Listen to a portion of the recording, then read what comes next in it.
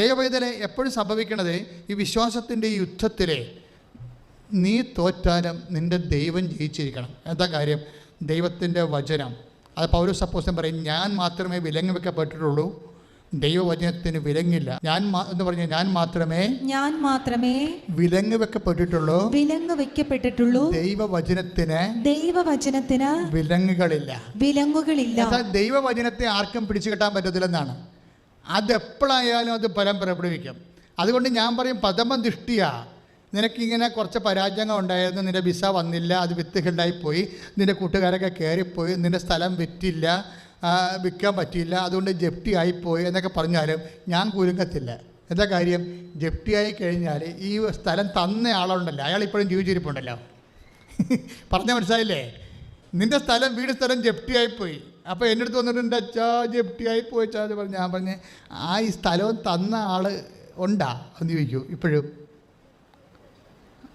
അയ്യോ അയാളൊക്കെ മരിച്ചു പോയില്ലേ? ഞാൻ പറഞ്ഞു അയാൾ മരിച്ചിട്ടില്ല. നിനക്ക് സ്ഥലം തന്ന ആരാണ്? ദൈവം അല്ലേ? അതാണ് സംഭവം, അതാണ് വിഷയം. നിനക്ക് ആ സ്ഥലം തന്ന അയാൾ എപ്പോഴും ജീവിച്ചിരിപ്പുണ്ട്. ഇപ്പോൾ കഴിഞ്ഞ ദിവസം ഒരു ഇടക്കിടക്ക് പറയാനുള്ള സാക്ഷികൾ, മകൻ വണ്ടി ഇടിച്ച് മരിച്ചു. അപ്പോഴും എന്താ? ആ മകനെ കൊടുത്ത ആൾ ഇപ്പോഴും ജീവിച്ചിരിക്കുകയും. ആരാണ്? ദൈവം. അവർ പറഞ്ഞു നീ ഒന്നുകൂടി പ്രസവിച്ചോളാൻ പറഞ്ഞു. മറ്റത് ഒരു കാഴ്ചയായിട്ട് ഏറ്റെടുത്ത ദൈവം. അവർക്ക് വിശ്വാസമുണ്ട്. മകൻ്റെ മരണത്തെ കാഴ്ചയാക്കണമെങ്കിൽ അമ്മയ്ക്കത് വിശ്വാസം ഉണ്ടാകണം. അമ്മയ്ക്ക് വിശ്വാസമില്ലാത്തതും കാലം മകൻ്റെ മരണം ദുർമരണമാണ്. വിശ്വാസമില്ലാത്ത മാതാപിതാക്കന്മാരുടെ മക്കളുടെ മരണം ദുർമരണമാണ്. ദുർമരണമാകണം എങ്ങനെയാണ്? അവർക്ക് അതിൻ്റെ അകത്ത് വിശ്വാസമില്ല. അവിടെ മകൻ വണ്ടി ഇടിച്ചാൽ മരിച്ചത്, 21 വയസ്സുള്ള മകൻ. പക്ഷെ അത് ദുർമരണമല്ല. എന്താ കാര്യം? അവിടെ അമ്മയ്ക്ക് വിശ്വാസമുണ്ട്. വിശ്വാസമില്ലാത്ത മാതാപിതാക്കന്മാരുടെ മക്കൾ മരിക്കുമ്പോൾ അത് ദുർമരണമായി പോകും. കാര്യം എന്താണ്? അത് കാഴ്ചയായി ദൈവം സ്വീകരിക്കണില്ല. വിശ്വാസമുള്ളവൻ്റെ സകല ബലി ദൈവം കാഴ്ചയായി സ്വീകരിക്കും. അപ്പോൾ അത് എന്ത് മരണമാണത്? അതിലൂടെ കൃപയാനം കിട്ടണത്. ഇത് തിരിച്ച് മനസ്സിലാക്കണം നമ്മൾ. ആ ചേട്ടത്തി ഒരു മകൻ മരിച്ചിട്ടും 1 മണി രാത്രി വരെയാണ് ഇരുന്ന് പ്രാർത്ഥിക്കണത്, ഭാര്യയും ഭർത്താവും കൂടി. അങ്ങനെ മകൻ മരിച്ചിട്ടുള്ള ആൾക്കാരെ എനിക്കറിയാം. വേറെ അവരെ കുർബാനക്കും പോകത്തില്ല, പള്ളിയിലും പോകത്തില്ല. എന്താ കാര്യം? എന്താ പ്രശ്നം? അത് എൻ്റെ അനിയൻ മരിച്ച കാരണം എൻ്റെ ആങ്ങള ഇപ്പം ദൈവവിശ്വാസമില്ല. ഞാൻ പറഞ്ഞു അവനെ തല്ലിക്കൊല്ലാൻ പറഞ്ഞു. എന്താ കാര്യം? അവനെ ട്രെയിൻ ചെയ്തിരിക്കുന്ന സച്ചവേ. എൻ്റെ അനുജൻ മരിച്ചത് കാരണം എൻ്റെ പെണ്ണട വന്ന് സംസാരിക്കണം. എൻ്റെ അനുജൻ ആങ്ങളെയാണ്, കുഞ്ഞാങ്ങള മരിച്ചത് കാരണം എൻ്റെ ചേട്ടന് ഇപ്പം വിശ്വാസമില്ല. ഞാൻ പറഞ്ഞു അവനെ തല്ലിക്കൊല്ലണം എന്ന് പറഞ്ഞു. സ്നേഹത്തോടെയാണ് അവളോട് പറഞ്ഞത്, ഞാൻ ഇങ്ങനെയല്ല പറഞ്ഞത്.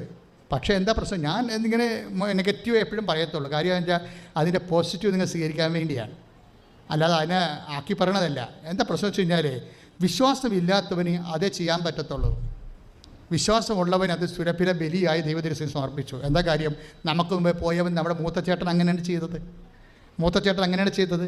പിതാവേ എൻ്റെ ഇഷ്ടമല്ല അങ്ങയുടെ ഇഷ്ടം, അത് സുരഭില യാഗമാക്കി മാറ്റിയത്. അതുകൊണ്ട് എന്ത് ചെയ്ത്? അതിനാൽ ദൈവം അവനെ അത്യധികം ഉയർത്തി. എല്ലാ നാമങ്ങളെക്കാൾ ഉന്നതമായ നാമം അവിടത്തേക്ക് നൽകി. അവൻ്റെ നാമം കേൾക്കുന്ന മാത്രമേ താഴെ പാതാളത്തിലും ഭൂസ്വർഗങ്ങളുമുള്ള എല്ലാ ജീവജാലങ്ങളും മുഴങ്കാലും അടക്കേണ്ടിയിരിക്കും. ദൈവമൈതലേ, നിന്നെ മഹത്വപ്പെടുത്താൻ വേണ്ടി ദൈവം നിന്നെ താഴ്ത്തുമ്പോൾ താഴ്ചയെ നീ മനസ്സിലാക്കണത് പരിശുദ്ധാത്മാവിനല്ലെങ്കിൽ പിന്നെ നീ ക്രിസ്ത്യാനിയായി തുടരുന്നതിൻ്റെ അർത്ഥം എന്താണ്? അതായത് ഫിലിപ്പീൻസിൻ്റെ 4:6 ഇതാണ്. അവൻ പ്രകൃത്യാ ദൈവമായിരിക്കവേ ദൈവത്തോടുള്ള സമാനത മുറുകെ പിടിക്കേണ്ട കാര്യമായി പരിഗണിച്ചില്ല. അവൻ തന്നെ താഴ്ത്തി മരണത്തോളം കുരിശുമരണത്തോളം അതിനാൽ ദൈവം അവനെ അത്യധികം ഉയർത്തി. എല്ലാ നാമങ്ങളെക്കാൾ ഉന്നതമായ നാമം അവിടത്തേക്ക് നൽകി. അങ്ങനെ ഇപ്പോഴും ട്രിവാൻഡ്രത്ത് പോകണമെന്നും പറഞ്ഞുകൊണ്ട് ഇങ്ങനെ ഇരിക്കുന്നുണ്ടെങ്കിലും ഒരു അവസാന നിമിഷം ഇവർ പറയും വേണ്ട മേരി ഗ്രേസ് പോകത്തില്ല എന്നൊന്നും ഇവിടെ പറയത്തില്ല. ഇവിടെ വെറുതെ ഇരിക്കുകയുള്ളൂ പ്രാർത്ഥിച്ചുകൊണ്ട്. കാര്യം എന്താ? അമ്മയുമായി ഉടമ്പടി ചെയ്തിട്ടുണ്ടല്ലോ, അമ്മയുടെ തീരുമാനം വരും, അതുവരെ വെയിറ്റ് ചെയ്യും. എന്നിട്ട് ഇവിടെ പറയും നീ പോകണ്ട, നീ ആലപ്പുഴത്തന്നെ പോയാൽ മതി എന്ന് പറയും. ഒരു വിഷയം കണ്ട അവസാനം വരെ നിൽക്കുകയാണ്, പരീക്ഷണങ്ങളെ അതിജീവിക്കുകയാണ് ശരിക്കും. ഇതിനിടയ്ക്ക് സംസാരമില്ല. മേരി ഗ്രേസ് സംസാരിക്കണില്ലല്ലോ ഇതിൻ്റെ ഇടയ്ക്ക്. നമ്മൾ എന്താ ചെയ്യണമെന്ന് വെച്ച് കഴിഞ്ഞാൽ ഒരു കേസ് ഹിസ്റ്ററി പരിശോധിക്കുകയാണ്. പറഞ്ഞാൽ മനസ്സിലായില്ലേ? കേസ് ഹിസ്റ്ററി എന്ന് പറയുന്നത് എന്താണ്? ഉടമ്പടിയുടെ ഒരു സാക്ഷ്യം. ഉടമ്പടിയുടെ ഒരു സാക്ഷ്യം നമ്മൾ എന്ത് ചെയ്യണം? സാക്ഷ്യം ധ്യാനിക്കാൻ ബൈബിൾ പറയും. അങ്ങനെ ബൈബിൾ പറയുന്നുണ്ട് സാക്ഷ്യം ധ്യാനിക്കണമെന്ന്. സങ്കീർത്തനം 119 തിരുവചനം 27 നോക്കുക. സങ്കീർത്തനം 119:27. അങ്ങയുടെ പ്രമാണങ്ങൾ നിർദ്ദേശിക്കുന്ന വഴി എനിക്ക് കാണിച്ചു തരണമേ. അങ്ങയുടെ പ്രമാണങ്ങൾ നിർദ്ദേശിക്കുന്ന വഴി എനിക്ക് കാണിച്ചു തരണമേ. ഞാൻ അങ്ങയുടെ അത്ഭുത കൃത്യങ്ങളെ പറ്റി ധ്യാനിക്കും. Praise the Lord. ഇതാണ് സംഭവം. അതന്നെ ഉടമ്പടി എന്ന് പറയണത്. ഉടമ്പടി എന്ന് പറയണത് അതാണ്. കാര്യം എന്താണ്? കർത്താവ് പറഞ്ഞ കാര്യങ്ങൾ നിർവഹിച്ചുകൊള്ളാമെന്ന് പറയണതാ. അങ്ങയുടെ പ്രമാണങ്ങൾ പറഞ്ഞേ, നിർദ്ദേശിക്കുന്ന വഴി എനിക്ക് കാണിച്ചു തരണമേ. അപ്പോൾ എന്ത് സംഭവിക്കുന്ന പറയണത്? പ്രമാണങ്ങൾ നിർദ്ദേശിക്കുന്ന വഴി അവൻ പറയണ പോലെ ചെയ്യുക എന്നായി പറയണത്. കർത്താവിൻ്റെ കൽപ്പനകൾ പാലിക്കുക. അതാണ് സങ്കീർത്തനം 119:27. ഒന്ന് പറഞ്ഞ്, അങ്ങയുടെ പ്രമാണങ്ങൾ നിർദ്ദേശിക്കുന്ന വഴി എനിക്ക് കാണിച്ചു തരണമേ. അപ്പോൾ എന്ത് സംഭവിക്കും? ഞാൻ അങ്ങയുടെ അത്ഭുത കൃത്യങ്ങളെക്കുറിച്ച് ഉടമ്പടിയും സാക്ഷ്യമായിട്ടാണ് ബന്ധപ്പെട്ടിരിക്കുന്നത്. അങ്ങയുടെ പ്രമാണങ്ങൾ നിർദ്ദേശിക്കുന്ന വഴികളെക്കുറിച്ചാണ് ഉടമ്പടി സംസാരിക്കുന്നത്. അങ്ങയുടെ പ്രമാണങ്ങൾ നിർദ്ദേശിക്കുന്ന വഴി എനിക്ക് കാണിച്ചു തരണമേ. ഉടമ്പടിയുടെ വഴികളെക്കുറിച്ചാണ് ഞാനിപ്പോൾ നിങ്ങളോട് സംസാരിച്ചത്. മേരി ഗ്രേസ് അവസാന നിമിഷം വരെ മിണ്ടത്തില്ല. അവസാന നിമിഷം വരെ ഫൈറ്റ് ചെയ്യത്തില്ല. എനിക്ക് കുഞ്ഞുണ്ടെന്നും പറഞ്ഞുകൊണ്ട് ബാർഗെയിൻ ചെയ്യത്തില്ല. എൻ്റെ മാതാപിതാക്കന്മാർ പ്രായമുള്ളവരാണെന്ന് പറയത്തില്ല. പിന്നീട് കാര്യം എന്താണ്? അവർക്ക് ജോലിയില്ല. ഉള്ള ജോലി അവർക്ക് വേണേ ചെയ്യാം, അല്ലെങ്കിൽ ചെയ്യണ്ട. നമുക്ക് പറ്റരുതെങ്കിൽ അവൾ വീട്ടിൽ രാജിവെച്ച് പോകാം, വേറെ ആൾക്കാരകത്ത് കയറും. അതുകൊണ്ട് അവർക്കവിടെ ക്ലെയിമൊന്നുമില്ല. ക്ലെയിമില്ലാത്ത വ്യക്തി നിശബ്ദമായിട്ടിരിക്കുക. പക്ഷെ എന്താ? നിശബ്ദമായിട്ടിരിക്കുമ്പോൾ ദൈവമാണ് ഇനി അവർക്ക് വേണ്ടി ശബ്ദം ഉയർത്തേണ്ടത്. അതിന് നമുക്ക് എന്താ വേണ്ട? വിശ്വാസം. അതുകൊണ്ട് മേരി ഗ്രേസ് അവസാനം വരെ ഇരിക്കും. അവസാനം ഇറങ്ങിപ്പോരാൻ നേരത്ത് പറയും, മേരി ഗ്രേസ് സാരമില്ല, നീട്ട് വേണ്ടത് പോയിക്കൊള്ളാൻ പറയും. അതാണ് അവിടെ സാക്ഷ്യം. അങ്ങയുടെ പ്രമാണങ്ങൾ നിർദ്ദേശിക്കുന്ന വഴി പറഞ്ഞേ, അങ്ങയുടെ പ്രമാണങ്ങൾ നിർദ്ദേശിക്കുന്ന വഴി എനിക്ക് കാണിച്ചു തരണമേ. അപ്പോൾ എന്ത് സംഭവിക്കും? ഉടമ്പടിയുടെ വഴികൾ കാണിച്ചു തരുമ്പോൾ എന്ത് സംഭവിക്കും? സാക്ഷ്യങ്ങൾ ഉണ്ടാകും. അതുകൊണ്ടാണ് പറയണത് സങ്കീർത്തനം 119:27. അങ്ങയുടെ പ്രമാണങ്ങൾ നിർദ്ദേശിക്കുന്ന വഴി പറഞ്ഞേ, അങ്ങയുടെ പ്രമാണങ്ങൾ നിർദ്ദേശിക്കുന്ന വഴി എനിക്ക് കാണിച്ചു തരണമേ. ഞാൻ അങ്ങയുടെ അത്ഭുത കൃത്യങ്ങളെ കുറിച്ച് ധ്യാനിക്കും. ഉടമ്പടിയിൽ വരണത് എന്താണ്? സാക്ഷ്യങ്ങളല്ലേ വരണത്. സാക്ഷ്യങ്ങൾ എന്തിനുള്ളതാണെന്ന് ബൈബിൾ പറയണത്? ധ്യാനിക്കാനുള്ളതാണ്. അതുകൊണ്ടാണ് ഞാൻ ഈ സാക്ഷ്യങ്ങൾ എടുക്കണേ. ഇടയ്ക്ക് ഓരോരോ കേസ് ഹിസ്റ്ററി എടുക്കണില്ലേ? അതിലെന്താ സംഭവിച്ചെന്ന് പറഞ്ഞ കാര്യം എന്താണ്? ഉടമ്പടിയിൽ വരുന്നത് സാക്ഷ്യങ്ങളാണ്. സാക്ഷ്യങ്ങൾ എന്തിനുള്ളതാണ്? സഭ ധ്യാനിക്കാനുള്ളതാണ്. സാക്ഷ്യങ്ങൾ ധ്യാനിച്ച് കഴിയുമ്പോൾ ആ സാക്ഷ്യങ്ങളിലേക്ക് ആ വ്യക്തി എത്തിച്ചേർന്നിട്ടുള്ള വഴികളുണ്ട്. അതാണ് അങ്ങയുടെ പ്രമാണങ്ങൾ നിർദ്ദേശിക്കുന്ന വഴി.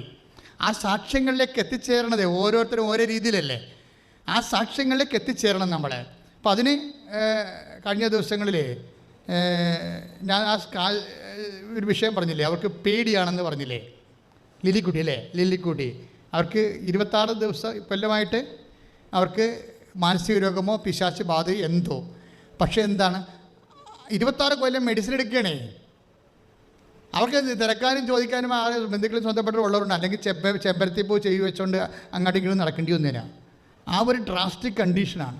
ഈ ഡ്രാസ്റ്റിക് കണ്ടീഷനിൽ നിന്ന് വ്യക്തി തിരിച്ചു തന്നെ വരവുണ്ടില്ലേ. എന്താണ് അവർക്ക് ആ പിന്നിൽ നിന്ന് ആ സ്വരം കേൾക്കും. എന്താണ്? ഈ ഉടമ്പടി കാശുരം എടുത്തുകൊണ്ട് നീ കഴുത്തിൽ ധരിക്കുക. അത് ജ്ഞാപകമായി ധരിക്കാൻ ഇപ്പോൾ പറഞ്ഞാലല്ലോ.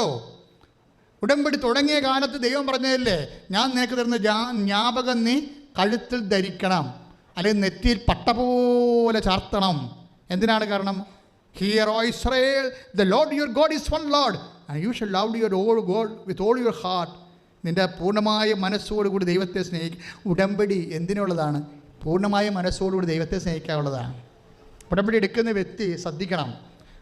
നിങ്ങൾ പൂർണ്ണമായും മനസ്സോടുകൂടി ദൈവത്തെ സ്നേഹിക്കണം. അല്ല ഒരു കല്യാണം വന്ന് ആ ചെറുക്കൻ എനിക്കിഷ്ടമായിരുന്നു, അവൻ ആ കല്യാണം അവസാനം പോയി, ആരാണ്ടൊക്കെ ഏഷണി പറഞ്ഞ് പോയതാണ്, ഇനി ഞാൻ ഒരു പരിപാടിക്കും വരരുത്, ഇനി ആരുടെ എന്നെ മുമ്പ് വിളിച്ചേക്കെന്ന് പറഞ്ഞിട്ട് ഇവളിങ്ങനെ ഈ വയറ്റത്തിൽ കുത്തുകൊണ്ട പാമ്പിനെ പോലെ കട്ടിലേ പോയി ചുരുണ്ട് കിടക്കുകയാണ്. ശരിക്കും പറഞ്ഞാൽ ഉടമ്പടി പൂർണ്ണമായിട്ട് പാലിക്കുന്ന ആളാണ് അല്ല.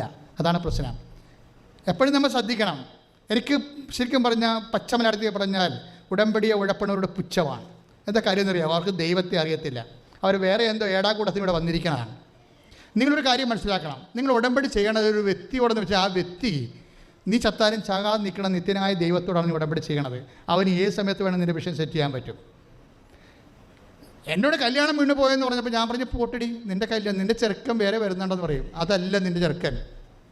ഇവളെന്നാ വെച്ച് കഴിഞ്ഞാൽ ഇടയ്ക്ക് ഇപ്പോഴീ മൊബൈലൊക്കെ ഉള്ള കാരണമേ അല്പം ചെറുക്കൻ ഇഷ്ടപ്പെട്ടെന്ന് കണ്ടു കഴിഞ്ഞാൽ പിന്നെ നമ്പർ വാങ്ങിച്ചു, പിന്നെ ചാറ്റായി ചീറ്റായി, പിന്നെ ഉറക്കമില്ല, പിന്നെ കട്ടിലൊക്കെ വന്ന് കിടന്നുകൊണ്ട് ഓരോ മെസ്സേജ് പിടിക്കണം, ഹായ് ഹൂ എന്നൊക്കെ പറഞ്ഞിട്ട് വേറെ പ്രാന്ത് നിനക്ക് തലക്കെട്ടിട്ടടിക്കണം ബസ് പിടിച്ച്. ഇങ്ങനെ അതായത് ദൈവത്തെ പിന്നെ മാറ്റി നിർത്തി. പിന്നെ ഉടമ്പടിയുമില്ല, പ്രാർത്ഥനയുമില്ല, അവർക്ക് പ്രത്യക്ഷയുടെ പ്രാർത്ഥനയില്ല, ഇവനുമായിട്ട് കമന്റ് കിടന്നത് ചാറ്റാണ്. ദൈവത്തെ മാറ്റി കരുതിയപ്പോഴുണ്ട് ആ സാധനം പെട്ടുപോയി. നിങ്ങൾ എന്ത് അനുഗ്രഹം കിട്ടിയാലും ജോലി കിട്ടിയാലും ചില ആൾക്കാർക്ക് ഒരു പൊട്ടത്തരമുണ്ട്, അവരപ്പം ദൈവത്തെ മറക്കും. അനുഗ്രഹം ഒന്ന് കയ്യിലിട്ടാൽ മതി, അപ്പം തന്നെ അവർ പിന്നെ പഴയ ആൾക്കാരായി മാറും. ഇത് ദൈവത്തിന് അറിയാവേ. അത് ചുമ്മാ വയറ്റിപ്പഴപ്പോൾ കയ്യാങ്കളിക്ക് വന്നിരിക്കണമെന്ന് കർത്താവിന് അറിയാം. എന്തെങ്കിലും ഒരു അനുഗ്രഹം കിട്ടിയാൽ പിന്നെ ഞങ്ങളുടെ നാട്ടിലൊക്കെ ഒരു ചെല്ലുണ്ട്, മണ്ണാങ്കഴി വഴിക്ക് മാമായില്ലെന്ന്. ആ വഴിക്ക് പിന്നെ പോകത്തില്ല, കർത്താവിൻ്റെ അടുത്ത് വഴി ഉപേക്ഷിക്കും, പിന്നെ നിൻ്റെ പഴയ സ്വഭാവം കാണിക്കും. ഇത് കർത്താവിന് നേരത്തെ അറിയാം, അതാണ് കുഴപ്പം. നീ എന്തെങ്കിലും ഉടായ്പ കാണിക്കാൻ പോകുന്നുണ്ടോ, നീ രക്ഷപ്പെട്ട് ജോലി കിട്ടി ഇവിടെ നിന്ന് ചാടിക്കഴിഞ്ഞാൽ പിന്നെ അപ്പനെയും വേണ്ട, അമ്മനെയും വേണ്ട, ആങ്ങളെയും വേണ്ട, ആരെയും വേണ്ട, നീ നിൻ്റെ ലോകത്തേക്ക് പോയി നിൻ്റെ ആത്മാവിനെ പോലും നഷ്ടപ്പെടുത്തും. ആത്മാവിനെ നഷ്ടപ്പെടുത്തുന്നതിനൊക്കെ പെൺപിള്ളേർക്ക് അല്ലെങ്കിൽ ആ പിള്ളേർക്ക് ഈ കാലങ്ങളിൽ വലിയ ഒരു സങ്കടമോ പേടിയോ ഒന്നും ഇല്ലല്ലോ, രക്ഷപ്പെട്ട്. കാര്യം എന്താണ്? നരകത്തിൻ്റെ പിറകുള്ളി എന്ന് പറഞ്ഞ സാധനമല്ലേ ഇത്. എന്ന് ആത്മാവിനെ നഷ്ടപ്പെടുന്നത്, അതായത് സ്വന്തം കമിതാവ് ഏത് വിശ്വാസി ആയാലും കുഴപ്പമില്ല, അവന് ബോഡി എല്ലാ അവയവങ്ങളും ഉണ്ടെങ്കിൽ ഇവിടെ ഒക്കെയാണ്. അവിടെയാണ് പ്രശ്നം വരുന്നത്. ഈ ബോഡി അവയവങ്ങളും മുഖമൊക്കെ ഈ സാധനമൊക്കെ കുറച്ചുമ്പോൾ പോവുകയെ. നിങ്ങൾ ഇതൊന്നും പോകാത്ത ഒരാളിൻ്റെ അടുത്താണ് നിങ്ങൾ ഉടമ്പടി ചെയ്യണത്. നിങ്ങൾ ഉടമ്പടി ചെയ്യുമ്പോൾ ദൈവം ഗോഡ് അലോൺ എന്ന് പറഞ്ഞ് ഉടമ്പടി, കർത്താവേ എന്ത് നഷ്ടപ്പെട്ടാലും എന്നെ സമയത്ത് ഏറ്റവും വലിയ നഷ്ടം നിന്നെ നഷ്ടപ്പെടുന്നതാണെന്ന് പറയാനുള്ള ചങ്കൂറ്റമുള്ളവർക്ക് ഉടമ്പടിയുടെ ഒന്നാമത്തെ സാക്ഷികളായി മാറും. അല്ല, ഉടമ്പടി കഴിയുമ്പോൾ ഈ ഉടമ്പടി വെച്ചിരിക്കുന്ന കാര്യങ്ങൾ ചില അപ്പന്മാർക്ക് അവസാനമാണ് ബോധം വരത്തുള്ളൂ. ചില അപ്പന്മാർക്ക്, ചില പിള്ളേരൊക്കെ ഈ കുഞ്ഞ് നിക്കിട്ടുകൊണ്ട് നടക്കണ പ്രായമില്ലേ, അപ്പം അപ്പനെ കാണുമ്പോഴൊക്കെ ഈ നമ്മൾ അപ്പൻ്റെ ടൗണിൽ നിന്നൊക്കെ വരുമ്പോൾ കുഞ്ഞുങ്ങൾ ചാടിക്കൊണ്ട് തുള്ളിക്കൊണ്ട് ചെല്ലത്തില്ല. അമ്മയുടെ മടിയിരിക്കുവേ. അമ്മയുടെ മടിയിരിക്കണ ആ 1.5 വയസ്സ് 2 വയസ്സുകാരി അപ്പനെ അടുക്കള ഗേറ്റിക്കെ കാണുമ്പോൾ തന്നെ ചാടിക്കൊണ്ട് ചെല്ലും. അതിനൊരു മക്കളെ ഭാര്യ അങ്ങ് ആ മനുഷ്യൻ എടുത്തു ഇങ്ങനെ ഉയർത്തും. ഈ മനുഷ്യൻ്റെ പൊട്ടനാണ്. അയാൾ വിചാരിച്ചിരിക്കുന്നത് അയാളോടുള്ള ഭയങ്കര പണ്ടാര സ്നേഹമാണ്, ഭാര്യയേക്കാൾ കുഞ്ഞിന് എന്നോടാണ് സ്നേഹം എന്നൊക്കെ പറഞ്ഞാണ് വലിച്ചു പൊക്കണത്. ആ മരിച്ചു പൊക്കി താഴെ വെക്കും, പിന്നെ കൊച്ചിനെ കാണത്തില്ല. എന്താ കാര്യം? അപ്പൻ്റെ കയ്യിലുള്ള പൊതി അടിച്ചോണ്ട് ആ കൊച്ചു പോയി കളഞ്ഞു. അപ്പൻ്റെ കയ്യിലെ പൊതി കണ്ടുകൊണ്ടാണ് ചാട്ടം ചാടുന്നത്. പൊതി കൈ കിട്ടിയ പിന്നെ അപ്പന് വേണ്ടല്ല. ദൈവത്തോടുള്ള പല അണ്ണന്മാരുടെ നിലപാട് അതാണ്. ദൈവത്തെ ഈ ഉടമ്പടി പ്രകാരം ദൈവതിരുസന്നിധിയിൽ നിങ്ങൾക്ക് കിട്ടാനുള്ള സാധനം കിട്ടിക്കഴിഞ്ഞാൽ പിന്നെ ഒരൊറ്റ മുങ്ങലാണ്. പിന്നെ ഈ ദൈവതിരുസന്നിധി വന്നെങ്കിൽ അടുത്ത പ്രശ്നം ഉണ്ടാകണം. അപ്പോൾ ഒരു തീരുമാനം എടുക്കുക, കർത്താവേ ഞാൻ നിന്റെ കൂടെ തന്നെ ഉണ്ടാവും എന്ന് പറഞ്ഞ്, കർത്താവേ എന്റെ ഉടമ്പടിയുടെ കാലാവസ്ഥകള് ഏത് രീതിയിൽ നീങ്ങിയാലും കർത്താവേ വിശ്വാസത്തോടു കൂടി സ്നേഹത്തോടു കൂടി വിശ്വസ്തയോടു കൂടി ഞാൻ നിന്റെ കൂടെ തന്നെ ഉണ്ടാകാൻ എന്നെ അനുഗ്രഹിക്കണം. സങ്കീർത്തനം 119:28. സങ്കീർത്തനം 119:28 പറഞ്ഞ്, ദുഃഖത്താൽ എൻ്റെ ഹൃദയം ഉരുകുന്നു, ഞാൻ അങ്ങയുടെ വാഗ്ദാനമനുസരിച്ചുകൊണ്ട് കർത്താവേ എന്നെ ശക്തിപ്പെടുത്തണമേ. എന്റെ തെറ്റായ മാർഗങ്ങളെ എന്നിൽ നിന്ന് അകറ്റണമേ. കാരുണ്യപൂർവ്വം എന്നെ നിയമം പഠിപ്പിക്കണമേ. ഞാൻ വിശ്വസ്തതയുടെ മാർഗം തിരഞ്ഞെടുത്തിരിക്കുന്നു. അങ്ങനെ ശാസനങ്ങള് എല്ലാം എന്റെ കൺമുമ്പിലുണ്ട്. ഉടമ്പടിയുടെ മാർഗമാണ് വിശ്വസ്തയുടെ മാർഗം എന്ന് പറയുന്നത്. 119:30 ഞാൻ വിശ്വസ്തയുടെ മാർഗം തിരഞ്ഞെടുത്തിരിക്കുന്നു, എൻ്റെ കരൾ ഉരുകുന്നു, പക്ഷെ വാഗ്ദാനത്താൽ നീ എന്നെ ശക്തിപ്പെടുത്തണമേ. കാര്യം ഉടമ്പടി വർക്ക് ചെയ്യണ വാഗ്ദാനത്തിലാണ്. ഞാൻ ചെന്ന് ആദ്യമേ പറഞ്ഞില്ലേ, നിൻ്റെ ജീവിതത്തിൻ്റെയും വരാനിരിക്കുന്ന ജീവിതത്തിൻ്റെയും ഈ ഭൂമിയിൽ മനുഷ്യരാശി പുലരുന്ന അത്രയും കാലമുള്ള മാനവവംശത്തിൻ്റെ ലോകരാശിയുടെ മുഴുവനും ആവശ്യങ്ങളുടെ ഒരാപ്പാണ് യേശുക്രിസ്തു എന്ന് പറയുന്നത്. സാധ്യത ഞാൻ ഫുൾ ഓപ്ഷൻ എന്നൊക്കെ പറയും. കാര്യം 21 കൊല്ലം അല്ലെങ്കിൽ 36 കൊല്ലത്തെ കൗൺസിലിംഗ് ആണ്. 21 ലക്ഷത്തെ ആൾക്കാരെ കൗൺസിൽ ചെയ്തിട്ടുണ്ട് എന്ന് ഞാൻ എല്ലാ ധ്യാനത്തിലും പറയും. എന്താ കാര്യം എന്നറിയാവോ? ഈ കാലങ്ങളിലെല്ലാം ആൾക്കാരിൽ പ്രവർത്തിച്ച ദൈവത്തെ എനിക്കറിയാം. എന്താ കാര്യം എന്ന് വെച്ച് കഴിഞ്ഞാൽ നമ്മൾക്ക് ഇതിനകത്ത് ഒരിക്കലും ഒരു നഷ്ടം വരത്തില്ല. ദൈവവേദലെ എവിടെയെങ്കിലും നിൻ്റെ ഇച്ഛാശക്തിക്ക് നീ ആഗ്രഹിക്കുന്ന രീതിയിൽ നടന്നില്ലെങ്കിൽ അതപ്പം തന്നെ നീ കൈപൊക്കി കർത്താവിൻ്റെ ആഗ്രഹം ഒന്ന് പ്രഖ്യാപിക്കണം. മനസ്സിലായില്ലേ? അത് നമ്മളെ ആഗ്രഹം നടക്കുന്നതിനേക്കാൾ ശക്തമായിട്ട് അത് നിനക്ക് വർക്കൗട്ട് ചെയ്തു തരും. ഇവിടെ എന്താ എഴുതിയിരിക്കണത്? എൻ്റെ വിശ്വസ്തയുടെ മാർഗം. ഞാൻ സങ്കീർത്തനം 119:30 ഞാൻ വിശ്വസ്തയുടെ മാർഗം പറഞ്ഞേ. ഞാൻ വിശ്വസ്തതയുടെ മാർഗം. അതാണ് ഉടമ്പടി എന്ന് പറയുന്നത്. ഉടമ്പടി വിശ്വാസത്തിലല്ല വർക്ക് ചെയ്യണത്, പിന്നെ എങ്ങനെയാണ്? വിശ്വസ്തതയിലാണ്. ആ വിശ്വസ്തയുടെ മാർഗം തിരഞ്ഞെടുക്കാൻ കാരണം എന്താണ്? അതായത് ദുഃഖത്താൽ എൻ്റെ ഹൃദയം ഉരുകുന്നു. ഓരോരോ വിഷയമില്ലേ, ദുഃഖത്താൽ ഉരുകുന്നു. പിന്നെന്താ പറയണത്? അങ്ങയുടെ വാഗ്ദാനം അനുസരിച്ച് എന്നെ ശക്തിപ്പെടുത്തണമേ. കാര്യം മനുഷ്യന് വാഗ്ദാനം കിട്ടാൻ ദൈവം എല്ലാം വാഗ്ദാനത്തിൻ്റെ രീതിയിലല്ലേ ഓഫർ ചെയ്തിരിക്കുന്നത്. നമ്മുടെ വീട്, ജോലി, വിവാഹം, പ്രൊമോഷൻ, PR, നമ്മുടെ എല്ലാ നിയമ പരീക്ഷകളും അതുപോലെ തന്നെ മനുഷ്യൻ്റെ എല്ലാ മെയിൻ്റനൻസ് വിഷയങ്ങളെല്ലാം ദൈവം വാഗ്ദാനത്തിൻ്റെ രീതിയിലാണ് ഓഫർ ചെയ്തിരിക്കുന്നത്. അല്ല, നമുക്ക് 1 ലക്ഷത്തി ഒരു ഈ ഭൂമി ജീവിക്കാൻ പോകുന്ന മനുഷ്യർ ഇപ്പം തന്നെ 800-1000 കോടിയുണ്ട്. ഈ കോടികൾക്കെല്ലാം 10,000 കോടി ആവശ്യങ്ങളാണ് ഉള്ളത്. ആ ഓരോ ആവശ്യങ്ങൾക്കും ഓരോരോ പ്രാർത്ഥനയല്ല, ദൈവം ഇതെല്ലാം കൺസൈസ് ചെയ്ത് വാഗ്ദാനമാക്കിയിരിക്കാൻ, പ്രോമിസാക്കിയിരിക്കാൻ. അത് രണ്ടായിട്ട് ദൈവം തിരിക്കും പ്രോമിസിനാണ്. എന്താണ്? ഞാൻ ചൂണ്ടിക്കാണിക്കണ ദേശം നിനക്ക് അവകാശമായി തരും. ആണ് ദേശം. ദേശം എന്ന് പറയുമ്പോൾ അതിനകത്ത് എല്ലാം ഉണ്ട്. ഒരു സ്ഥലത്ത് പോയി നമ്മൾ ജീവിക്കണമെങ്കിൽ എന്ത് വേണം? വീട് വേണം. പിന്നെ എന്ത് വേണം? വെള്ളം വേണം. പിന്നെ എന്താണ്? വഴി വേണം. പിന്നെ എന്താണ്? വണ്ടി വേണം. ഇൻ്റർനെറ്റ് വേണം. എല്ലാം ഉണ്ട്. ദേശം എന്നുള്ള ഒറ്റ വാഗ്ദാനത്തിലാണ് ഇൻ്റർനെറ്റ് വരെ ഉള്ളത്. പിടിയിടുക. അതായത് എബ്രഹാത്തിനോട് എന്താ പറയണത്? ഞാൻ ചൂണ്ടിക്കാണിക്കണ ദേശം നിനക്ക് എന്ത് തരും? അനുഗ്രഹമായി നൽകുമെന്നല്ല പറയണത്. പിന്നെ എന്താണ്? അവകാശമായി നൽകും. അത് ഉടമ്പടി പ്രീസപ്പോസ് ചെയ്തുകൊണ്ട് മാത്രമേ അവകാശം പറയാൻ പറ്റത്തുള്ളൂ. കാര്യം വിശ്വാസി അവകാശമല്ല പ്രാപിക്കുന്നത്, അനുഗ്രഹമാണ് പ്രാപിക്കുന്നത്. ഉടമ്പടി ചെയ്യുന്നത് റിലേറ്റീവാണ്, റിലേഷനിലാണ്. അപ്പോഴെന്താ പറയുക? അവൻ അവകാശമാണ് പ്രാപിക്കുന്നത്. ചൂണ്ടിക്കാണിക്കുന്ന ദേശവും സന്താനങ്ങളും എന്നാണ് ഇതിനകത്തുള്ളത് മുഴുവനും. ഇപ്പം എല്ലാ കാര്യങ്ങളും ഒന്ന് ദേശവും, പിന്നെ നിൻ്റെ ജീവിതം പുലരാൻ വേണ്ടിയുള്ള, നിൻ്റെ പേര് നിലനിർത്താൻ വേണ്ടിയുള്ള സന്താനങ്ങളെ. എന്നിട്ട് എബ്രഹാത്തിനോട് പറയും, എബ്രഹാം ആദത്തിന് കൊടുത്ത പോലെയുള്ള ഒരു ഉടമ്പടിയല്ല ഞാൻ നീയുമായിട്ട് ചെയ്യണത്. നോക്കിന് കൊടുത്ത പോലെയുള്ള ഉടമ്പടിയല്ല. നോക്കിനോട് എന്താ പറഞ്ഞത്? നീ പെരുകി ഭൂമിയെ കീഴടക്കാൻ പറഞ്ഞു. നോക്കിന് കൊടുത്ത ഒരു വാഗ്ദാനം അതാണ്, നീ പെരുകി ഭൂമിയെ കീഴടക്കാൻ. 9 ഉൽപ്പത്തി പുസ്തകത്തിൻ്റെ. അതായത് നീ നോക്ക് എല്ലാം നശിച്ചു പോയില്ലായിരുന്നു, പ്രളയം വന്ന് എല്ലാം നശിച്ചില്ലേ? നിങ്ങൾ ഓർക്കണം, ഇവിടുത്തെ സാക്ഷ്യങ്ങൾ കേട്ടാൽ നിങ്ങൾക്ക് മനസ്സിലാവും. 1 കോടി കടം, 2 കോടി കടം, ബിസിനസ് പൂട്ടി തകർന്ന്, കൂടെ നിൽക്കണം, വഞ്ചിച്ചു, പറ്റിച്ചു, എൻ്റെ ജീവിത പങ്കാളി അവസ്ഥ ഇട്ടച്ചും പോയി എന്നൊക്കെ പറഞ്ഞ് നിലയും വിളിച്ച ആൾക്കാർ ഉടമ്പെടുക്കണത്. എന്നിട്ട് ഇവർ കണ്ണുനീരോടെ ഇങ്ങനെ വിതച്ചിട്ട് പോകും. എന്നിട്ട് കുറച്ച് കഴിയുമ്പോൾ ജയഘോഷത്തോടെ ഇത് തിരിച്ചു വരും.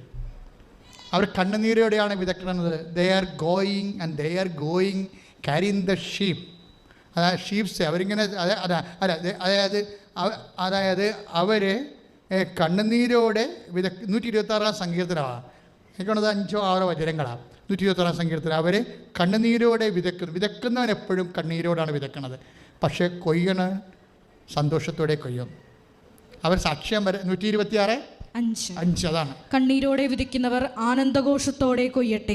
കണ്ണീരോടെ വിതയ്ക്കുന്നവരെ ആനന്ദഘോഷത്തോടെ കൊയ്യട്ടെ. അതിക്ക് മുമ്പ് ഒരു വചനമുണ്ട്. വിത്ത് ചുമന്നുകൊണ്ട് വിലാപത്തോടെ വിതയ്ക്കാൻ പോകുന്നവൻ കറ്റ ചുമന്നുകൊണ്ട് ആഹ്ലാദത്തോടെ വീട്ടിലേക്ക് മടങ്ങും. ഇതാണ് ഉടമ്പടി സംഭവിക്കുന്നത്. എൻ്റെ പേര് ഷൈനിമോൾ ഗിൽബർട്ട്. ഞാൻ കൊല്ലത്തുനിന്ന് വരുന്നു. എൻ്റെ വീട് കൊല്ലത്താണ്. കഴിഞ്ഞ 2022 നവംബറിൽ ഞാൻ UK ജോലിക്ക് പോയി. ഞാൻ നേഴ്സാണ്. അപ്പോൾ ഞാനൊരു IELTS ട്രെയിനറും കൂടി ആയിരുന്നു. അപ്പോൾ IELTS CBT എല്ലാം ക്ലിയർ ചെയ്തിട്ട് ഞാൻ UK പോയി. എൻ്റെ പ്രോസസ്സിംഗ് ഒന്നും വലിയ ബുദ്ധിമുട്ടുണ്ടായിരുന്നില്ല. എൻ്റെ ഞാൻ പോയത് ഒരു കെയർ ഹോമിലേക്കാണ് നഴ്സായിട്ട്. അപ്പം ഞാൻ അവിടെ ചെന്നിട്ട് ഓസ്കിയൊക്കെ ക്ലിയർ ചെയ്തിട്ട് പിൻ നമ്പർ എടുത്ത് RGN ആകുന്ന ആ ഒരു രീതിയിലേക്കാണ് പോയത്. പക്ഷേ ഞാനവിടെ ചെന്നിട്ട് ആ പോകുന്നതിന് മുമ്പ് തന്നെയും ഒരുപാട് വചനങ്ങളൊക്കെ എഴുതി പ്രാർത്ഥിച്ചൊരുങ്ങിയിട്ടാണ് ഞാൻ പോയത്. അപ്പോൾ മാതാവിനോട് നല്ല മര്യഭക്തിയുണ്ട് പണ്ട് മുതലേ. പലപ്പോഴും സുഗന്ധാഭിഷേകമൊക്കെ കിട്ടാറുണ്ടായിരുന്നു. ഞാൻ പോയി അവിടെ എനിക്ക് വളരെ ചാലഞ്ചസ് നേരിടേണ്ടി വന്നു. അതായത് ഞാൻ പോയ ജോബ് ഭയങ്കര ബുദ്ധിമുട്ടായിരുന്നു. എനിക്ക് തന്നിരിക്കുന്ന അക്കോമഡേഷൻ ഒരു 2 ബസ്സിലൊക്കെ കയറി യാത്ര ചെയ്യേണ്ട ഒരു വലിയ ദൂരത്തായിരുന്നു. ഹെൽത്തി ആയിട്ടൊരു വർക്കിംഗ് എൻവയൺമെൻറ്റ് ഫീൽ ചെയ്തില്ല. ഭയങ്കര ഫിസിക്കൽ എഫേർട്ടൊക്കെ എടുക്കേണ്ടി വന്നു. അപ്പോൾ ഞാൻ ഒത്തിരി ടയർഡായി. അതായത് നമ്മളിപ്പോൾ നഴ്സായിട്ടാണ് പോകുന്നതെങ്കിലും ഒരു കെയറിൻ്റെ ജോലിയൊക്കെ ചെയ്യേണ്ടി വന്നു. നമുക്ക് പിൻ നമ്പർ കിട്ടുന്നിടന്ന് വരെ നമുക്ക് നഴ്സസ് ഡ്യൂട്ടി അവർ പ്രോമിസ് ചെയ്ത പോലെ നമുക്ക് തരുന്നുണ്ടായിരുന്നില്ല. ഒരു നല്ല രീതിയിൽ ഫിസിക്കൽ എഫേർട്ടുള്ള ജോലിയൊക്കെ ചെയ്തപ്പോൾ നല്ല പ്രയാസവും കാലാവസ്ഥയായിട്ട് പൊരുത്തപ്പെടാൻ ഭയങ്കര ബുദ്ധിമുട്ടായിരുന്നു. ആകെ ശ്വാസം മുട്ടുന്നൊരവസ്ഥയിൽ ഞാൻ മാനേജ്മെൻറ്റുമായിട്ട് സംസാരിച്ചു. അവർ ചോദിച്ചു ഞാൻ ഹാപ്പി ആണോ എന്ന്. അപ്പോൾ ഞാൻ പറഞ്ഞു ഹാപ്പി അല്ല എന്ന് പറഞ്ഞപ്പോൾ അങ്ങനെയാണെങ്കിൽ 1 മന്തിൽ നീ വേറെ ജോലി നോക്കിക്കോ, കുഴപ്പമില്ല എന്ന് പറഞ്ഞു. എനിക്ക് അവിടുത്തെ റൂൾസും റെഗുലേഷൻസും അറിയാത്തത് കൊണ്ട് ഞാൻ വിചാരിച്ചു എനിക്ക് 1 മന്തിൽ തന്നെ അടുത്ത ജോലിയിൽ കയറാൻ പറ്റുമെന്ന്. പക്ഷേ 1 മാസം തയ്യാറായിട്ടും എനിക്ക് ജോലി ആയില്ല. ആകെ സ്ട്രെസ്ഡായി ഞാൻ അവിടുന്ന് നാട്ടിലേക്ക് തിരിച്ചു പോന്നു. അപ്പോൾ എനിക്ക് ഭയങ്കര നാണക്കേടും വിഷമവും തോന്നി. ദൈവമേ, UK പോയിട്ട് ആരും ജോലി വേണ്ടെന്ന് വെച്ച് തിരിച്ചു വരത്തില്ലല്ലോ, അപ്പോൾ ആൾക്കാരെല്ലാം ക്രിട്ടിസൈസ് ചെയ്യും എന്നൊക്കെ ഓർത്ത് വിഷമിച്ചിട്ടാണ് വന്നത്. ഞാൻ വന്നിട്ട് എയർപോർട്ടിൽ നിന്ന് തിരിച്ച് വീട്ടിലേക്ക് പോകുന്ന വഴിക്ക് ഞാൻ അവിടെ ഉള്ളപ്പോഴും മമ്മിയൊക്കെ എപ്പോഴും കൃപാസനത്തിലെ മാതാവിൻ്റെ അടുത്ത് എനിക്ക് വേണ്ടി പ്രാർത്ഥിക്കുന്നുണ്ടായിരുന്നു. എന്നിട്ട് ഞാൻ തിരിച്ചു വന്നു. ഞാൻ എയർപോർട്ടിൽ നിന്ന് വീട്ടിലേക്ക് പോകുന്ന വഴിക്ക് ഇവിടെ വണ്ടി നിർത്തിയിട്ട് ഞാൻ ഈ അകത്തേക്ക് വന്നു. ഇവിടുത്തെ മാതാവിൻ്റെ രൂപം ഇവിടെയാണോ ഇരിക്കുന്നതെന്ന് എനിക്ക് ഓർമ്മയില്ല. പക്ഷെ ഞാൻ അന്ന് കണ്ട ആ മാതാവിൻ്റെ രൂപവും ഇവിടെ എനിക്ക് ആ ഫീൽ ചെയ്ത ഡിവൈൻ പ്രസൻസും പിന്നീട് ഒരിക്കലും എനിക്കത് മനസ്സിലായിട്ടില്ല അതെന്തായിരുന്നു എന്ന്. ഞാനിവിടെ വന്ന് മാതാവിൻ്റെ മുഖത്തേക്ക് ഒന്ന് നോക്കി. ഞാൻ പറഞ്ഞു, അമ്മേ ഞാൻ എന്താ തിരിച്ചു വന്നു, എനിക്ക് വേറെ ജോലി ശരിയാക്കി തരണം, എന്നെ നാണം കെടുത്തരുത് എന്ന് ഞാൻ പറഞ്ഞു. എന്നിട്ട് സങ്കടത്തോടെ ഞാൻ തിരിച്ചു പോയി. ഞാൻ വീട്ടിൽ ചെന്ന് 3-ാമത്തെ ദിവസം അടുത്ത സ്ഥലത്തേക്കുള്ള ഇൻ്റർവ്യൂ ക്ലിയറായി. അതിനുശേഷം ഒരു 4 മാസത്തോളം ഒരു ഗ്യാപ്പ് ഉണ്ടായിരുന്നു. ആ സമയത്ത് എനിക്ക് സുഖമില്ലാത്തൊരു കുഞ്ഞുണ്ടായിരുന്നു. ആ കുഞ്ഞ് മരിച്ചുപോയി. അപ്പോൾ അവൻ്റെ കാര്യങ്ങളൊക്കെ ചെയ്ത് ശരിയായ രീതിയിൽ അവൻ്റെ കാര്യങ്ങളെല്ലാം ചെയ്യുന്ന തരത്തിൽ എൻ്റെ ജീവിതം ക്രമീകരിച്ചതിന് ശേഷം വീണ്ടും ഞാൻ തിരിച്ച് UK പോയി അധികം താമസിയാതെ തന്നെ എനിക്ക് ഓസ്കി എക്സാം ക്ലിയർ ചെയ്യാൻ സാധിച്ചു. പിൻ നമ്പർ ലഭിച്ചു. ഞാൻ RGN ആയിട്ട് അവിടെ വർക്ക് ചെയ്യുന്നു. അപ്പോൾ ആ സമയത്തെല്ലാം എപ്പോഴും മാതാവിൻ്റെ അടുത്ത് പ്രാർത്ഥിക്കുകയും മധ്യസ്ഥം യാചിക്കുകയും ചെയ്യുന്നുണ്ട്. എൻ്റെ മമ്മി നന്നായി ജപമാല ചൊല്ലുന്ന ആളാണ്. ഞങ്ങൾ നന്നായി മാതാവിൻ്റെ മധ്യസ്ഥം തേടി പ്രാർത്ഥിക്കുന്നുണ്ടായിരുന്നു. കൃപാസന മാതാവിനെ വിളിച്ച് പ്രാർത്ഥിക്കുന്നുണ്ടായിരുന്നു. എനിക്ക് അവിടെ ആയിരിക്കുന്ന സമയങ്ങളിലും എൻ്റെ കൂടെ ജോലി ചെയ്യുന്നൊരു ചേച്ചി വഴി എനിക്ക് കൃപാസന മാതാവിൻ്റെ ഉപ്പും തേനും ഒക്കെ കൊണ്ടു തന്നു. അവിടെ വെച്ച് എനിക്ക് കുറച്ച് ഹെൽത്ത് ഇഷ്യൂസ് ഉണ്ടായി. കോളനോസ്കോപ്പി ചെയ്യണം, അത് ക്യാൻസറസ് ആയിട്ട് എന്തെങ്കിലും ആണോ എന്നൊരു ഡൗട്ട്ഫുൾ ആയിട്ടുള്ള രീതിയിൽ ഡോക്ടർ സംസാരിച്ചു. അപ്പോഴും ഞാൻ ഉപ്പും തേനുമാണ് എനിക്ക് കിട്ടിയത്. അത് ഞാൻ ഉപയോഗിക്കുന്നുണ്ടായിരുന്നു. വിശ്വാസത്തോടെ പ്രാർത്ഥിച്ചപ്പോഴൊക്കെ എനിക്ക് തീ കത്തുന്ന പോലൊരു അനുഭവം എൻ്റെ ആ വയറിൻ്റെ ഇടത് ഭാഗത്ത് വേദനയുള്ള ഭാഗത്ത് നിന്ന് എനിക്ക് ഫീൽ ചെയ്തു. ആ നിമിഷം എനിക്ക് മനസ്സിലായി എനിക്ക് ഹീലിംഗ് കിട്ടിയിട്ടുണ്ട്. ഒരു ക്യാൻസർ രോഗിയായ ഒരു കുഞ്ഞിൻ്റെ തലയിൽ കൈവച്ച് ഞാൻ പ്രാർത്ഥിച്ചപ്പോഴാണ് എൻ്റെ വയറിൻ്റെ ഇടത് ഭാഗത്ത് വേദനയുള്ള സ്ഥലത്ത് തീ കത്തുന്ന പോലൊരു അനുഭവം ഉണ്ടായി. അപ്പോൾ ഞാൻ വിശ്വസിച്ചു എനിക്കൊരു കുഴപ്പമുണ്ടായില്ല, കോളനോസ്കോപ്പി നോർമലായിരിക്കുമെന്ന്. ഞാൻ വളരെ ലാഘവത്തോടുകൂടെ തന്നെ കോളനോസ്കോപ്പിക്ക് പോയി. എക്സ്പെക്റ്റ് ചെയ്തതുപോലെ തന്നെ ക്യാൻസറസ് ആയിട്ടുള്ള ഒന്നും അവർക്ക് ഫൈൻഡ് ചെയ്യാൻ പറ്റിയില്ല. കുഴപ്പമില്ലായിരുന്നു. റിസൾട്ട് നോർമലായി. ഞാൻ സന്തോഷത്തോടെ തിരിച്ചു വന്നു. അപ്പോൾ ഞാൻ മാതാവിൻ്റെ അടുത്ത് ഒരുപാട് നന്ദി പറഞ്ഞ് പ്രാർത്ഥിക്കുന്നുണ്ട്. എനിക്ക് എപ്പോഴും ഡിഫിക്കൽട്ടീസ് ഉണ്ട്. ജോബ് പലപ്പോഴും ചാലഞ്ചിങ് ആണ്. അപ്പോൾ നമ്മൾ ഈശോയെ അടുത്ത് നിൽക്കുന്നത് കൊണ്ട് പലപ്പോഴും നമുക്ക് ഒരുപാട് പ്രയാസങ്ങളൊക്കെ നേരിടാറുണ്ട്. അപ്പോഴെല്ലാം ഞാൻ മാതാവിനെ മുറുകെ പിടിക്കും. ജോലി മേഖലയിൽ പ്രയാസം നേരിടുന്ന സമയത്ത് ഞാൻ ഒരിക്കൽ ജെറീക്കോ പ്രാർത്ഥന, എനിക്കറിയത്തില്ല, ഞാൻ ഈ ഫോൺ തുറക്കുമ്പോൾ എനിക്ക് മനപ്രയാസപ്പെട്ട് നിൽക്കുന്ന സമയത്ത് കൃത്യമായിട്ടും കൃപാസന മാതാവിൻ്റെ പ്രാർത്ഥനകളോ ലൈവായിട്ട് ജോസഫ് അച്ഛൻ്റെ പ്രാർത്ഥനകളോ അങ്ങനെ എന്തെങ്കിലും കിട്ടും. ആ നിമിഷം അതിൽ ചേർന്ന് ഞാൻ പ്രാർത്ഥിക്കും. അത്ഭുതകരമായിട്ട് ദൈവം ഇടപെടുന്നത്. വളരെ കഠിന ഹൃദയത്തോടുകൂടെ ജഡ്ജ്മെൻറ്റലായിട്ട് എന്നെ നോക്കുന്നവരുടെ മനസ്സ് അലിയുന്നതും അവരുടെ നമ്മളോടുള്ള മനോഭാവം മാറുന്നതും ഒക്കെ വ്യക്തമായിട്ട് എനിക്ക് അനുഭവിച്ചറിയാൻ സാധിച്ചിട്ടുണ്ട്. ഞാൻ പണ്ട് മുതലേ മാതാവിനെ വിട്ടുപേക്ഷിക്കാതെ പ്രാർത്ഥിക്കുന്നത് കൊണ്ട് ഇപ്പോൾ പ്രത്യേകിച്ച് കൃപാസന മാതാവിനെ വിളിച്ച് ഞാൻ പ്രാർത്ഥിക്കും. മാതാവ് ഈശോയുടെ മധ്യസ്ഥ യാചിച്ച് എനിക്ക് നന്നായി എൻ്റെ ജീവിതത്തിലെ ഓരോ പ്രശ്നങ്ങളും നേരിടാനുള്ള കരുത്തും വിചാരിക്കാത്ത വഴികൾ തുറന്ന് എന്നെ എപ്പോഴും അത്ഭുതപ്പെടുത്താറുണ്ട്. പിന്നെ ആത്മീയമായിട്ട് ഒരുപാട് വചനങ്ങൾ പറഞ്ഞ് പ്രാർത്ഥിക്കാൻ എപ്പോഴും വചനം ഏറ്റുപറഞ്ഞ് എപ്പോഴും ചൊല്ലി പ്രാർത്ഥിക്കും. ഈശോയുടെ തിരുരക്തത്തിൻ്റെ സംരക്ഷണം, പരിശുദ്ധ മാതാവിൻ്റെ വിമല ഹൃദയം വഴി ഈശോയുടെ തിരുഹൃദയത്തിലേക്ക് പ്രതിഷ്ഠിച്ച് പ്രാർത്ഥിക്കാൻ, അങ്ങനെ പരിശുദ്ധാത്മാവിൻ്റെ വലിയ പ്രവർത്തനം മാതാവിൻ്റെ മധ്യസ്ഥയിൽ പ്രാർത്ഥിക്കാൻ തുടങ്ങി എനിക്ക് ലഭിച്ചിട്ടുണ്ട്. ഇപ്പോൾ കാരുണ്യ പ്രവൃത്തി എന്ന് പറയുന്നത് ഞാൻ ഉടമ്പടി എടുത്തിട്ടില്ലായിരുന്നു. ഞാൻ ഇവിടെ വന്ന് ജസ്റ്റ് പ്രാർത്ഥിച്ച് പോയപ്പോഴാണ് എനിക്ക് എൻ്റെ കാര്യങ്ങൾ എനിക്ക് മാതാവ് ക്രമീകരിച്ച് തന്നത്. അപ്പോൾ UK നിന്ന് ഞാൻ ഈ 1-ാം തീയതി തിരിച്ച് വന്നു, ലീവിന് വന്നതാണ്. അപ്പോൾ ഞാൻ പ്രാർത്ഥിച്ചിരുന്നു ഇവിടെ വന്ന് ഉടമ്പടി എടുക്കുമെന്ന്. അപ്പോൾ ഇവിടെ 2 പ്രാവശ്യം വന്നപ്പോഴും എനിക്ക് സാക്ഷ്യം പറയാൻ ഉടമ്പടി എടുക്കാൻ സാധിച്ചില്ല, സമയം ശരിയല്ലാത്തതുകൊണ്ട്. ഞാൻ ഓൺലൈനായിട്ട് ഉടമ്പടി എടുത്തു. ഇപ്പോൾ ഞാൻ മാതാവിൻ്റെ അടുത്ത് സാക്ഷ്യം പറഞ്ഞിട്ടേ തിരിച്ചു പോകുള്ളൂ എന്ന് പ്രാർത്ഥിച്ചാണ് ഇരുന്നത്. ഇപ്പോൾ ഞാൻ ഓൺ ദ വേ ടു എയർപോർട്ടാണ്. എനിക്കിന്ന് വൈകുന്നേരം ഞാൻ ഇവിടുന്ന് കയറുവാണ്, കൊച്ചിയിൽ നിന്ന് കയറുവാണ്. അപ്പോൾ അതിന് മുമ്പ് വന്ന് സാക്ഷ്യം പറഞ്ഞ് മാതാവിൻ്റെ അടുത്ത് നന്ദി പറഞ്ഞിട്ടാണ് പോകുന്നത്. പിന്നെ കാരുണ്യ പ്രവൃത്തി എന്ന് പറഞ്ഞാൽ ഞാൻ എന്നെക്കൊണ്ട് സാധിക്കുന്ന വിധത്തിൽ ചില ആൾക്കാരുണ്ട്, ചിലർ പരസ്യമായിട്ട് പറയുന്നതിന് നാണക്കേടില്ലാതെ സഹായം യാചിക്കുന്നവരുണ്ട്. ചിലർക്ക് ആരോടും പറയാൻ പോലും പറ്റത്തില്ല, അവരുടെ സോഷ്യൽ സ്റ്റാറ്റസ് ഒക്കെ ഭയങ്കര നല്ലതായിരിക്കും, അവരനുഭവിക്കുന്ന ഞെരുക്കോ ഒന്നും പുറത്തൊന്നും പറയാൻ പോലും പറ്റാതെ എങ്ങനെയൊന്ന് സഹായിക്കാമെന്ന് ചോദിക്കുന്നവരുണ്ട്. അപ്പം ഞാൻ ആളറിയാതെ ഞാനാണെന്ന് മനസ്സിലാക്കാത്ത രീതിയിൽ വേറെ വ്യക്തികളിലൂടെ അവരെ സഹായിക്കാറുണ്ട്. പലരും നമ്മളൊക്കെ വിചാരിക്കും വിദേശത്തും ബുദ്ധിമുട്ടൊന്നുമില്ല, നാട്ടിലേ ഉള്ളൂ, വിദേശത്തും ഞെരുങ്ങിയ ജീവിതം നയിക്കുന്നവരുണ്ട് ഒത്തിരി. അപ്പോൾ അങ്ങനെയുള്ളവർക്ക് ഇൻഡയറക്റ്റായിട്ട് എന്നെക്കൊണ്ട് പറ്റുന്ന കാര്യങ്ങൾ ഞാൻ ചെയ്തു കൊടുക്കാറുണ്ട്. പിന്നെ വിവാഹത്തിനൊക്കെ പൈസ ഇല്ലാതിരിക്കുന്ന സിറ്റുവേഷൻ ഉള്ളവർക്ക്, നമ്മുടെ ബന്ധുജനങ്ങളിലോ പരിചയത്തിലോ ഒക്കെ ചെറിയ ചെറിയ ആവശ്യങ്ങളുള്ളവർക്ക് ഞാൻ അറിഞ്ഞ് ചെയ്തു കൊടുക്കാറുണ്ട്. അതിൻ്റെ കൂടുതൽ ഡീറ്റെയിൽസിലോട്ട് പോയിട്ട് എനിക്ക് അവർക്കൊരു പ്രയാസം ഉണ്ടാക്കണ്ട എന്നുള്ളതുകൊണ്ട് ഞാനൊന്നും എടുത്തു പറയുന്നില്ല. എനിക്കറിയാം ഈശോ 10% നമ്മൾ ദശാംശം കൊടുത്ത് ചെയ്യണമെന്ന് പറഞ്ഞാൽ അത്രയൊന്നും എനിക്ക് ചെയ്യാൻ പറ്റുന്നുണ്ടോ എന്ന് എനിക്കറിയില്ല. പക്ഷേ അറിയുന്നത് പോലെ ഞാൻ ചെയ്യാറുണ്ട്, കാരുണ്യ പ്രവൃത്തികൾ ചെയ്യാറുണ്ട്. പിന്നെ അവിടെ ആയിരിക്കും എനിക്ക് തോന്നുന്നു നാട്ടിലായിരിക്കുന്നതിനേക്കാളും കൂടുതൽ ഞാൻ ഒറ്റയ്ക്കാണ്, എൻ്റെ ഫാമിലി അവിടെ ഇല്ല. അപ്പോൾ എനിക്ക് ഒരുപാട് പ്രാർത്ഥിക്കാൻ സമയം കിട്ടുന്നുണ്ട്, ജപമാല ചൊല്ലാനും വചനം ഏറ്റുപറഞ്ഞ് പ്രാർത്ഥിക്കാൻ ധ്യാനിക്കാനൊക്കെ. എനിക്ക് വേറെ ഒന്നും ചെയ്യാനില്ല ജോലി കഴിഞ്ഞാൽ. പിന്നെ പള്ളിയിൽ മുടങ്ങാതെ പള്ളിയിൽ പോകാനും നാണക്കേടില്ലാതെ അവിടെയൊക്കെ ആരാധനയ്ക്ക് നമ്മൾ ആൾക്കാരെ ചെന്നിട്ട് കുമ്പിട്ട് ആരാധിക്കുന്നതൊന്നും അവിടെ ആൾക്കാർക്ക് പരിചയമില്ലാത്ത കാര്യമാണ്. എനിക്കിപ്പോൾ ഒരു നാണക്കേടും തോന്നാതെ ചെന്ന് ആൾക്കാരുടെ മുമ്പിൽ കമന്ന് കടന്ന് പ്രാർത്ഥിക്കാൻ എനിക്ക് ഭയങ്കര സന്തോഷവും അഭിമാനവും തോന്നാറുണ്ട്. അപ്പോൾ ഇതെല്ലാം പരിശുദ്ധ ദൈവമാതാവിൻ്റെ വലിയ മധ്യസ്ഥവും അമ്മയുടെ സാന്നിധ്യമാണ് എന്നെ പ്രോഗ്രസ് ചെയ്തുകൊണ്ടിരിക്കുന്നത്. I don't believe that it's not because of my merit God has done these things to me. ഇതെൻ്റെ ദൈവത്തിൻ്റെ കരുണയാണ് എനിക്ക് വേണ്ടി പ്രവർത്തിക്കുന്നതെന്ന് എനിക്കറിയാം. എൻ്റെ മെറിറ്റിൽ ഞാൻ ആശ്രയിക്കുന്നില്ല, ഞാൻ ഈശോയുടെ കരുണയിൽ ആശ്രയിക്കുന്നു. ഇനിയും മുമ്പോട്ടുള്ള ജീവിതത്തിൽ പരിശുദ്ധ അമ്മയുടെ സാന്നിധ്യവും ഈശോയുടെ തിരുരക്തത്തിൻ്റെ സംരക്ഷണം ഉണ്ടാകുമെന്ന് വിശ്വസിക്കുന്നു. മാതാവിൻ്റെ വലിയ സംരക്ഷണത്തിനും മാധ്യസ്ഥത്തിനും നന്ദി പറയുന്നു.